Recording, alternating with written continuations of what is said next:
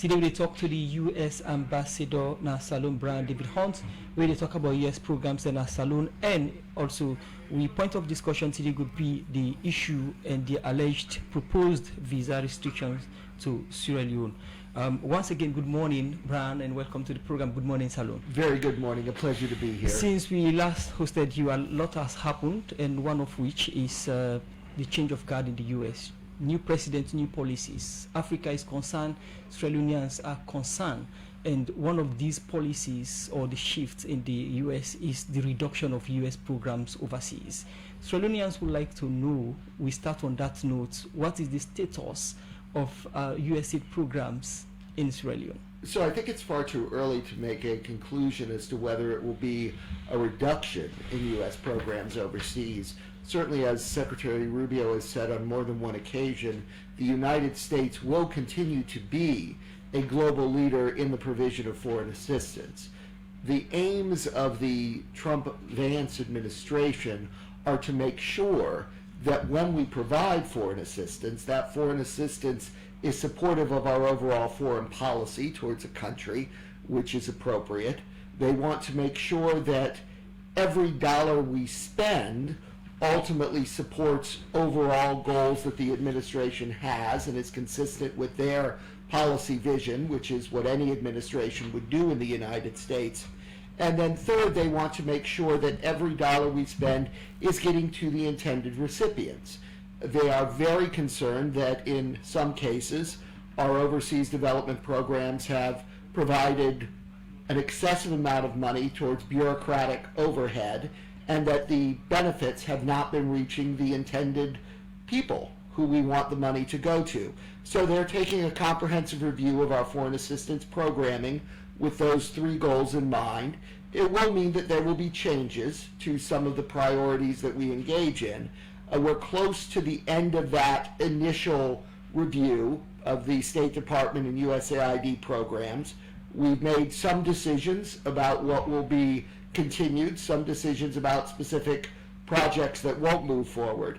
Here in Sierra Leone, I think it's important to underscore that the main projects that we're engaged in health support, the President's Malaria Initiative, the Emergency Plan for HIV/AIDS Relief, PEPFAR, our ongoing programming on global health security, we have been approved to continue mechanisms under each of those programs, and we will continue to invest in those areas here in Sierra Leone going forward. Now, we may change the implementing partners. We will probably reduce the number of implementing partners to make sure that more of the money gets to the beneficiaries. But overall, we will continue to be a significant player in supporting Sierra Leone's health system. As far as USAID goes, the administration has serious concerns about how USAID has been structured over the years. They have undertaken a comprehensive review of that organization. They intend to do some restructuring, but the contours of that restructuring have not yet been determined. So it's too early for me to be able to tell you exactly which agencies will be moving funding through in the future. But when you look at the global initiative, or from the U.S. policy perspective, they've reduced funding to some of these programs, like the HIV programs. Does this in any way affect Sierra Leone? So there's been no reduction to the funding here in Sierra Leone for HIV/AIDS programming. Okay. Earlier we talked about the reason for the United States government is to, cutting down some of these supports is as a result of concerns you have. Let's look at some of the concerns that you have. What are these concerns the United States government have to a point that you are planning to cut down some of these aids? So I wouldn't say, again, I'm not sure it's going to be a reduction in overall assistance. It's much too early to make that conclusion. What we are likely to do is to reduce the number of implementing partners that we have, because every time we use a new implementing partner, that means more bureaucracy, it means more money that doesn't go to the beneficiaries at the ground level. So we're likely to reduce the number of implementing partners, and there are some areas where the Trump-Vance administration does not believe we should be providing foreign assistance. For example, family planning is one of those areas that we will not be moving forward with in the future. That's because of the policy of the Trump-Vance administration. You will have seen we withdrew from the Paris Climate Change Agreement. So we are unlikely to be providing climate change financing in the future. That's because of our overall foreign policy approach in the new administration on those issues. The United States government is also supporting the Presidential Initiative Malaria Program. What is the status of that program? Are you going to continue to support that program or not? Yes, we are. The President's Malaria Initiative will continue. We have already been authorized to continue with the programming through 2 of the implementing partners under that program that support both the procurement of commodities for the country and the work on monitoring mosquito control efforts, providing the insecticide-treated nets, working with your entomological institute here. So that programming will continue under PMI. Let's look at the implementation aspect of this program from the United States government point of view. Are you satisfied with the implementation aspect? I would say we can always do better. I think in any development program we can always do better in terms of implementation. The President has challenged us to find ways that we can do better, that we can be more effective. We at the State Department take that challenge head on, and I'm confident that with the reforms that we're making, we will see more effective programs with more money getting to the beneficiaries. Now, you earlier mentioned that the U.S. is still restructuring to see where they can spend or not. For Sierra Leone's perspective, after that restructuring, where do you think funding will be stopped? Or which programs do you think will suffer? So it's much too early for me to make broad conclusions about what will happen at the end of those reforms. What I can say is that I'm very confident the programming that we have around certain areas of health is going to continue. I'm quite confident that we will continue to work very hard to promote private sector investment here in Sierra Leone and all of the various components of that through the U.S. government. The reality is that we still have to await decisions out of Washington before I can give you the full picture of what our assistance will look like. But I know there is commitment, at least in those 2 areas, which make up the vast majority of what we do here in Sierra Leone, to continue to move forward. That takes me to one of your programs, that's the MCC. With this restructuring, what will happen to the MCC and what is the current status of it? So the MCC compact was signed in September. That compact remains in force. There is no move at this time on the part of either the U.S. government or the government of Sierra Leone to pull out of that compact.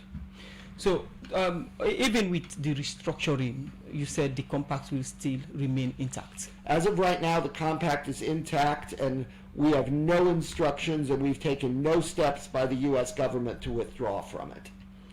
Would it be possible, if there is restructuring, for U.S. government to touch that compact because it has gone through the Senate? Yeah, so I don't want to get into too much speculation. What I will say is that, as with every international agreement, there are clauses that allow either Sierra Leone or the United States to withdraw from the compact under certain terms and conditions. Neither side has expressed an interest in using those provisions at this time. So what may happen 6 months from now, 8 months from now, 12 months from now, I'm not going to get into speculation about that. What I can say is that as of right now, the compact is in force. Neither side has initiated any process to withdraw from. And you're optimistic about the implementation, so far as the ambassador? Yeah, so I think that the implementation on the MCC side, I believe we have very solid program designs. I believe that those designs benefit both Sierra Leone and the United States. I'm quite confident that as the compact is implemented, we will see significant economic benefits to both countries. One of the objectives of the MCC compact is to support Sierra Leone in terms of restructuring the electricity problem. You've been in the country and you've seen the electricity challenge. Sierra Leoneans listening to you may want to know, how will the embassy, the U.S. Embassy, fast-track the process of implementation of the MCC project? So the primary challenge with Sierra Leone's power sector right now at this moment is generation. The reality is that there is not enough power being generated on a consistent basis for the demand that Sierra Leone has. The MCC is not the short-term solution to that problem. It was never intended to be. The MCC is about long-term power sector development, long-term infrastructure. The immediate crisis is best solved in two ways. First, and this is where the United States can help, by bringing in more private sector power generation. And we're already looking at that, both in terms of emergency power generation that can come in through U.S. companies and through the fast tracking of longer term projects like Nant Energy. The second area, and I think we have to be very honest here, is that a large part of the problem is that EDSA has not been able to pay its bills to the private sector power generators. The reason EDSA cannot pay its bills is because institutions and individuals in Sierra Leone are not paying their bills to EDSA. That has to change. If we want to have reliable power in this country, those of us that are using and receiving EDSA power have to pay our bills. If that does not happen, we're not going to be able to attract private sector generators into the market, and we're going to continue to have this problem where power bills cannot be paid. Okay, the program na Good Morning Salon, they listen to the U.S. Ambassador na Salon, Brian David Hunt. They inside the program for can talk about the alleged visa restriction to Sierra Leone from the U.S. Government. But when they look at programs them with the U.S. government being done, they implement in a Salon. Now when they look at the MCC, and the MCC was tied to the unity agreement on the implementation. How far has that implementation gone? So the implementation on the Agreement for National Unity continues to move forward. I was very pleased that the government and the opposition finally agreed on the release of detainees last week and the week before. I think that's a major step forward and one that everyone has been pushing for really since the agreement was signed. I know that the steering committee for the implementation of the tripartite recommendations met yesterday and reviewed the status of where those recommendations are. We are making progress, both in terms of drafting legislation and drafting new regulations that will go into place for the electoral management bodies.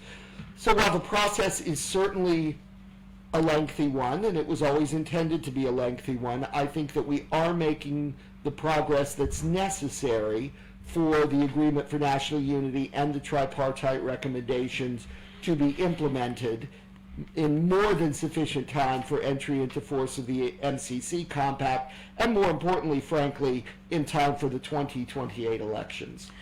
The United States served as one of the moral guarantors during the signing of the unity agreement. With the are you satisfied with the implementation from both sides, the government and the opposition? So we're not a moral guarantor. We were never a moral guarantor. That was left to the United Nations and international organizations. We've been a development partner and we've been supporting the agreement, but we're certainly not one of the formal moral guarantors that the two sides laid out. But as far as the agreement goes, I think both the government and the opposition remain committed to doing everything they can to implement the agreement. There are certainly areas in which both sides could pay enhanced attention, but I think rather than looking at what they're not doing, it's more important to look at what they have been able to achieve. And I believe that both the government and the opposition have made considerable strides in trying to live up to the agreement, to narrow the gap between the two parties, to build national unity, to move forward with election reforms for the people of Sierra Leone. So while one can easily sit on the outside and criticize and say, we wish you'd done that, we wish you'd done this, what I prefer to do is to look at where they have made progress and continue to encourage them to address the outstanding issues that need to be addressed. The program is still listening to Good Morning Saloni, the country from 98.1 FM. We still get the US Ambassador Saloni inside the studio with Brian David Hunt with inside the program for response to concern them. Brian, there has been a concern and there has been a list making rounds that Sierra Leone is being listed on the proposed visa restriction list, which the US might agree to. Is the US Embassy aware of this list, or you've seen it? So, first, let me be very clear.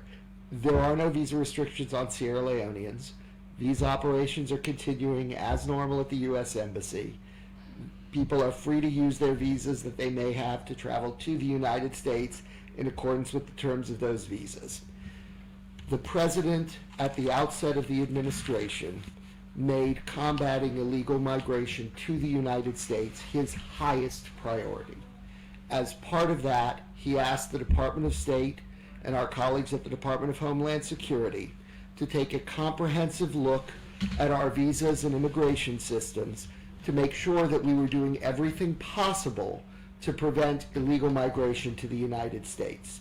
And he asked us to prepare a report for him that included specific proposals as to what he might consider doing in order to further strengthen the security of our visa system.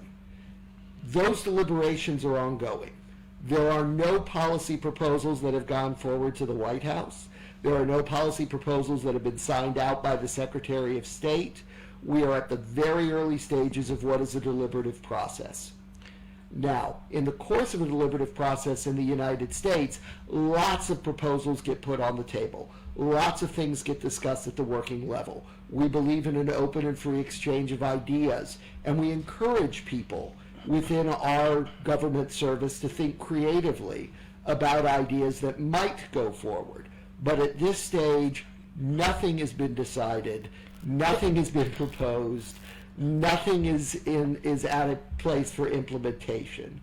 We are still in the very early stages of what is a deliberative process. According to the New York Times, it is not an agreement yet. It has not been signed, but it's just an internal discussion, and Sierra Leone is being proposed. Well, look, I don't comment on the content of internal discussions within the U.S. bureaucracy, specifically because those aren't policy proposals. Those aren't policies. Those aren't things that have gone forward to decision makers and been signed off on by decision makers in our government. Lots of things get discussed that never see the light of day. So we don't talk about the content of internal deliberations. The only thing that I will say about the New York Times article is that if you look at the list in the New York Times and you look at the list that was in Reuters, those lists are not the same. So it's very clear just by the nature of the reporting that whoever thinks they know what's going on clearly does not have the full picture. Now, New York Times is a very big newspaper in the US, and they have been writing such stories. Perhaps they have an insider. Have you cross-checked that? So first, Reuters and the New York Times both publish stories, and the stories don't agree with one another. So whoever thinks they know what's going on clearly does not. I would encourage the people of Sierra Leone to get their information from the U.S. government, not from people who think they have sources somewhere who might know something, who might want to put out a good story, either to embarrass the U.S. administration, to cause problems between the United States and foreign countries. So I would simply say at this stage, there are no decisions, there is no visa restriction policy, there is no instructions to the embassy to impose such a policy. So I understand there's a lot of speculation in social media, but I would encourage people, if they have questions about whether visa operations are ongoing, whether they can use their visas to travel to the United States, both of which they can, they should look at the embassy website and to official sources of information, not reports of sources of sources of sources. This was an information published on the New York Times, and also we understand it was an internal deliberation. Again, but you've already denied that there is no visa restriction on Sierra Leone. But one may want to ask if the United States government have concern on the visa process in Sierra Leone. We have very serious concerns. about Sierra Leoneans who misuse their visas when they go to the United States. 15% of Sierra Leoneans who travel on tourist and business visas overstay. 35% of those who travel on student visas remain illegally in the United States. This cannot continue. We need to see Sierra Leoneans using their visas in accordance with U.S. law. That means no overstays, that means no working on a tourist visa, that means adhering to the terms of the student visa. This is a top priority for the current U.S. administration. And we are going to need, if use of visas does not change, to look at the full range of options that are available to us to secure the visa process, because we cannot continue to see overstay rates of 15-35% from Sierra Leoneans. It's just not a sustainable situation. Just as Sierra Leone expects every U.S. citizen who comes here to use their visa appropriately, we expect every Sierra Leonean who goes to the United States to use their visa appropriately. You've just given statistics of Sierra Leoneans you believe, according to you, that misuse their visas. This concern, let's look at the impact it has on both countries, especially on Sierra Leone. So the reality is the impact is on the United States. Those people do not have a legal right to be present in the United States, full stop. We cannot continue to tolerate people violating our laws. We do not issue visas so that people can go and do things contrary to U.S. law. Visas are not a right. Visas are a privilege. We allow people to travel to the United States based on the fact that they tell us they are going for legitimate reasons that are permitted under our law. When they choose to stay and take jobs away from Americans and legal permanent residents and those who have decided to follow the law and obtain immigration benefits legally, that's not fair. That's not right, and it damages our society. When we hosted you the last time, there was a concern that people raised concern that most times when they go for visa interviews, they don't have the visas. And now perhaps it is maybe out of 200 they give 2. These concerns has been there. It seems as if the restriction is enforced. Well, those aren't visa restrictions. Those are individual decisions that are made based upon the applications that are filed at the time. We do everything possible to ascertain whether or not what someone is telling us they plan to do in the United States is what they actually plan to do. We have a large number of Sierra Leoneans who apply for visas who have intentions of remaining in the United States. We do our very best not to issue visas to those people. And even with our best efforts, 15% of those are still overstaying. So I would say our visa decisions are spot on. There is going to continue to be a very high refusal rate for Sierra Leoneans applying for visas to the United States until such time as the overstay rate goes down. How true is it that diplomatic passport holders, Sierra Leone's diplomatic passport holders, are now invited for an interview before visa is being issued? Well, that depends upon the purpose of the travel. That depends upon the information that we receive from the Ministry of Foreign Affairs. There's never been a policy in place that diplomatic or official visa holders were absolutely exempt from an interview. There've always been cases where they are asked to come in because there are questions about the purpose of their travel, or they are traveling for personal reasons, or a host of other situations. So it's always situationally dependent. Clearly, when we can, and when we know that someone is a legitimate traveler for government business, we extend the courtesies of not doing an interview. But there are cases where diplomatic and official passport holders are traveling for non-government business or are traveling for purported government business that we can't verify without having them come for an interview. So they have to go? Sometimes. It depends.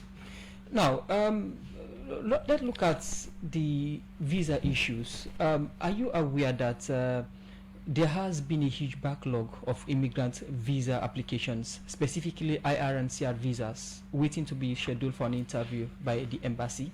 And the embassy stopped with applications that were documentary qualification in December 2023. What is the reason for this huge backlog for over 1 year now, and what is the embassy doing about it? So there's not a huge backlog. I don't know where that information comes from. We process immigrant visas when they are assigned to us by the National Visa Center, which handles the scheduling of such cases. The reality is there are a large number of Sierra Leoneans seeking immigrant visas. It's not possible to do all of those immigrant visas in a single day. And yes, oftentimes immigrant visas take multiple years to process because of the documentary requirements and because we only allow so many people under each category of immigrant visa to go every year. You earlier talked about measures put in place to cut down the number of Sierra Leoneans overstaying in the United States. What are these measures that your government have put in place? Are we going to see any process of deportation? So, in terms of Sierra Leoneans who are already illegally in the United States, President Trump has been very clear that we intend to deport every illegal immigrant who we can find who is in the United States right now.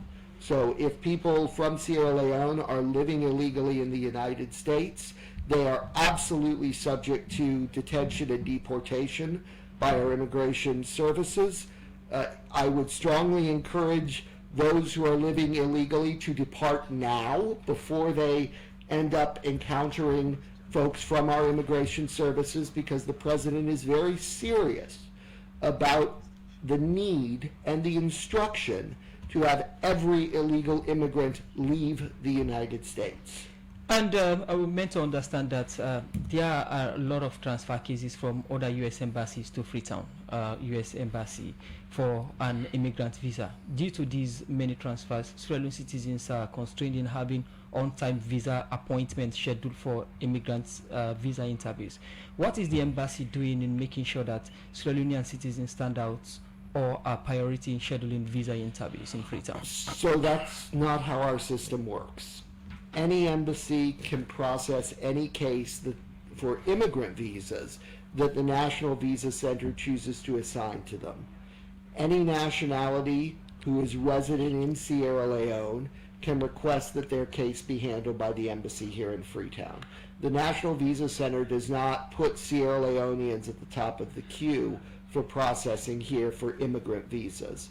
The way that they assign cases is based upon when they were received, when the documents were appropriately submitted, and where the applicant is resident and is asked to have their interview conducted. Appointment has been one of the huge challenge of the U.S. Embassy at the U.S. Embassy recently, and it is rumored that a huge staff shortage has resulted to this at the U.S. Embassy. And the embassy was regarded as one of the fastest. Now it is being regarded as one of the slowest embassies in terms of scheduling interview for visas. What is the embassy doing, or how true are these concerns? So the non-immigrant visa processing, which I think is what you're referring to, the number of case requests has gone up significantly because people from other places in Africa realized that our wait times were far lower than other places in West Africa and have started to apply for interviews here. Now, it's perfectly fine for people to apply for interviews at any U.S. embassy anywhere in the globe for a non-immigrant visa. We allow that, but because we are now getting significantly increased requests for interviews, the wait times are going to be longer at the embassy here. Our staffing has not increased or decreased. It remains the same as it always was. But when the volume of requests goes up, that means people are going to have to wait longer. This one says, please, I am a DV winner 2025, but interview at the embassy has been going very slow, and it's only remaining 4 months to the end of the program. They have only interviewed few out of thousands, and it has become worrisome. Other embassies are performing tremendously, while Sierra Leone is very slow in scheduling interviews. Well, first, I don't think Sierra Leone's wait times at the embassy here are much lower still than wait times in many other embassies in West Africa, both for immigrant and for non-immigrant visas. I can't comment on specific cases without knowing the details, because whether or not this individual's case will go forward and when it will go forward is dependent upon when he or she filed their paperwork, when the case was considered completed by the National Visa Center, and where they stand in the queue vis-a-vis other visa lottery winners and other categories of immigrant visas. So there's a lot that goes into these decisions that, without having the full case file, it's impossible to say why this particular case was delayed or not. The program, good morning. When I don't send messages them on 0779819181, we take messages them inside the program Good Morning Saloon. And this one say, thank you Radio Democracy for having the ambassador to clarify some of these issues that has been going on in social media. This now from Anthony Yanga. This one say, after the election, a lot of concerns from international institutions with regard those that involve election fraud. With regard the visa restriction, does it have any linkages with those that overstay? This one from Patrick Mami say, will the restriction affect the DV lot results for 2026? This one said, thank you Radio Democracy for bringing the United States ambassador to the studio. This one from Michael Asmoa. Out that if people are just now filing their final paperwork with the MVC or haven't yet filed their paperwork in full with the National Visa Center, that there's going to be sufficient time left for them to be able to get a diversity visa lottery for this year. As far as the questions about the diversity visa lottery overall, let me be clear, there are no visa restrictions right now. So it would be, there's nothing right now in place that would impact the issuance of diversity visas by the embassy, either in this cycle or in future cycles. Always subject to change, but as of right now, there's nothing there. In terms of the questions about whether or not we can release names of those who were affected by the visa restriction policy after the 2023 elections, no. By law, the United States cannot discuss individual decisions about eligibility or ineligibility for visas with anyone other than the individual who is affected. And I think it's necessary to engage the consular department, because a whole lot of messages, whether from our 07798191 and our Facebook page, has to do with the DV issue. Mm-hmm. But this one from Mohammed S. Bangura on our Facebook page say, Ambassador Hunt, welcome to the limelight. Mr. Hunt, why do you fail to refund applicants who didn't get the visa, the US visa, from your embassy here in Sierra Leone? Don't you think that you are robbing off the ordinary citizens who applied for the visas? And what do you use the money which applicants wire to your embassy for visas? Regards, Okensu. So there is an application fee that is applied by Congress, by law, to anyone who wishes to apply for a U.S. visa. That covers the cost of processing the application, of employing the consular staff that processes the application, and that conducts the interview. It is not a fee for visa issuance. In some countries, there are separate reciprocal fees for the actual issuance of a non-immigrant visa. We do not have those between Sierra Leone and the United States. So what people are paying is a fee to apply for a visa. So as soon as you have applied for that visa, you have already received the benefit for which you paid, whether or not that visa is issued. There are no refunds because you did not qualify for the visa that you applied for, because those funds are used for the cost of reviewing your application and making the determination as to whether or not you are eligible. After the 2023 election, the United States government issued that going to ban government officials or officials that involve in election fraud. What is the current state of that particular issue? So that was issued by the Secretary of State. That remains in effect. So individuals who fall under the ineligibility that was listed there would remain ineligible to receive U.S. visas. So the ban is not in effect. It is still in effect. The restriction on those, the restriction is in place for those specific individuals. Mr. Ambassador, this one says, if only the ambassador is aware of how slow the current DV 2025 interview schedule is at the Freetown Embassy, the hopes of Leoneans DV 2025 winners would be restored once again. Like I earlier said, we don't have time again in the studio, but it's recommended that the consular department or the embassy go through our Facebook page and look at the concerns of Sierra Leoneans that want a DV 2025. There are a lot of concerns. Nearly all the messages are directed at the issue and the